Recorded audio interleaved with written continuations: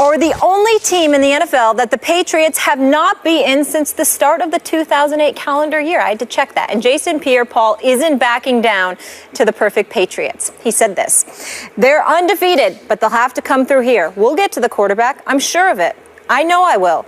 You don't know. He might have an off game. He might be sick. You don't know. Anything can happen. I hope he's sick. That would be better for us. Stephen A., was this smart to say by one JPP? Well, you want to hype yourself up as much as you possibly can because the Patriots are running roughshod over the entire league right now. We understand this. You look at the New York Giants, they've got the 19th ranked defense. They're 31st against the pass, and it's primarily because of their inability to get to the pass rusher. If you're JPP, what you're doing is reminiscing about when the Giants beat the Patriots in the Super Bowl a few years back. Not just once, but twice. You're recognizing how you did that by getting to Tom Brady and making him tap dance in that pocket like the late, great Gregory Hines, God rest his soul. I don't think this Giants defense is capable of it, but I don't think that JPP's comments were nearly as incendiary as some people might be trying to portray it to be. Because he did say, I hope he gets sick. That would help us. You never know. You know, he might have a bad day, something like that. He wasn't sitting there saying, we're better than him. We're gonna humble him. We're going to do this, that, and the other. He's saying that, you know what? Anything could happen on any given day. Let's hope he gets sick. Let's hope he's not himself. Let's hope he has an off day. So you're recognizing and appreciating the greatness of Tom Brady. Why not completely diminishing the hopes of the franchise that you play for? I can respect it. I understand where it's coming from. It will amount to nothing as far as I'm concerned because I give the Giants a little of a chance to win this particular game, even though this is one of the three potential losses that I think the Patriots could have. The Giants to a lesser degree, definitively on November 29th against the Denver Broncos, and quite possibly on December 27th against the New York Jets. I give the Giants the lesser chance of Denver and the Jets, but I did have one of those three games on my list that the Patriots could lose since they're coming to MetLife Stadium. They're going to be on the road, and they're playing against a Giants team that's capable of putting up points. I don't think they're going to win this game, but I don't blame JPP for saying what he said. I don't find it to be that incendiary or unwise. He's basically praying for a miracle, and he's saying, I believe it's possible. I can't knock him for that. I'll go you one better. I thought it was smart for him to say it. I would have encouraged him to say it if I were a teammate or a coach. And I'm now speaking to True Blue Giants fan Molly and Steelers Giants fan, Giants fan Stephen A. He's like 50-50. But I'm here to tell both of you, by the day, I get more scared about this game as a Brady fan. I'm not so much a Patriots fan as I am a Tom Brady fan. I'm starting not to love Tom Brady's chances in this game because I feel like the Giants are in the Patriots' heads. I feel like Eli is in Brady's head.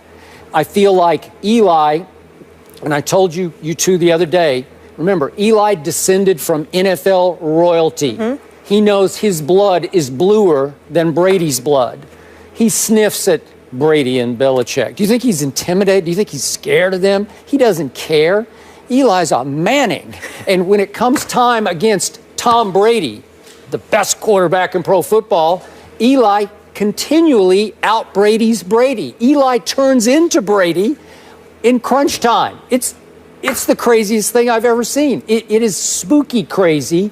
It is eerily similar how game after game, Eli has been Brady late. He's trumped Brady with Brady-esque greatness. It's happened again and again. I remind you, the last regular season game. Remember this one? It was November 6, 2011.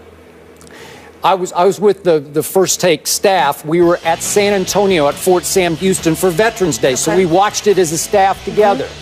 And it was the craziest finish you'll ever see because Brady threw it to Gronk late for a touchdown from 14 yards, and it looks like, once again, Brady had done what Brady does. So there's a minute and a half left. Eli gets the ball backed up to his own 20, and he goes 80 yards against Belichick's defense. And with 7 seconds left, Eli hit Jake Ballard, third and goal from the 1 yard line for a touchdown, and they pull it out. It's like, how did you, that was Eli out-Bradying Brady. And we know what happened, especially in the first Super Bowl. Tom Brady went down with a couple of minutes left, hit Randy Moss for the touchdown. It's 14-10, New England. It's like, that's what Brady does. And then we know, I don't even want to get into how Eli did it, but he did it. I got to give it to him. And he finally hit Plaxico for the game-winning touchdown.